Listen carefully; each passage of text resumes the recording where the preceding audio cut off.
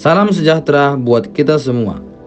Perkenalkan, nama saya Sahana Marjohan Situmorang SD, Angkatan 42, Kelompok 2, nomor absensi 18, Unit Kerja Dinas Perhubungan Kabupaten Tapanuli Utara.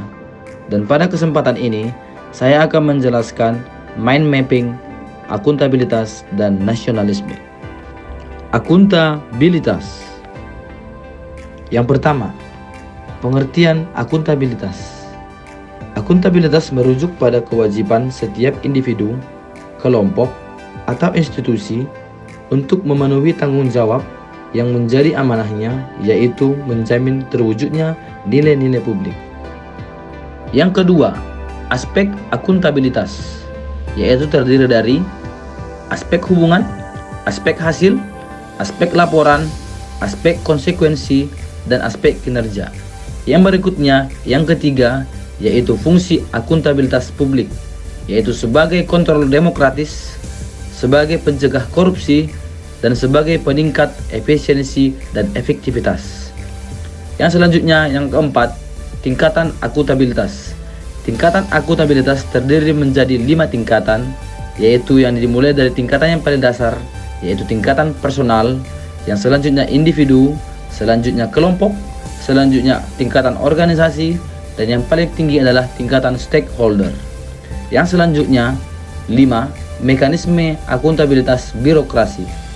Menggunakan alat-alat sebagai berikut. Yang pertama, perencanaan strategis, yaitu contohnya adalah RPJP, RPJM, RKP, Renstra, dan SKP. Alat yang berikutnya yaitu kontrak kinerja, dan alat yang terakhir, LAKIP itu sendiri atau laporan akuntabilitas kinerja instansi pemerintah.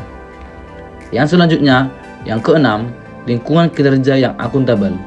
Dalam menciptakan lingkungan kerja yang akuntabel, berpedoman terhadap 9 nilai-nilai dasar yang sering disebut dengan nilai-nilai dasar PNS, yang terdiri dari kepemimpinan, transparansi, integritas, tanggung jawab, keadilan, kepercayaan, keseimbangan, kejelasan, dan konsistensi. Yang selanjutnya, yang ketujuh, langkah-langkah menciptakan framework yang akuntabel. Terdiri dari langkah-langkah sebagai berikut. Yang pertama, tentukan tujuannya. Yang kemudian, merencanakan. Yang berikutnya, implementasi dan monitoring. Yang selanjutnya, membuat laporan yang selengkap-lengkapnya. Dan langkah yang terakhir adalah melakukan evaluasi. Yang kedelapan, dimensi akuntabilitas. Terdiri dari kejujuran dan hukum, program, proses, dan kebijakan.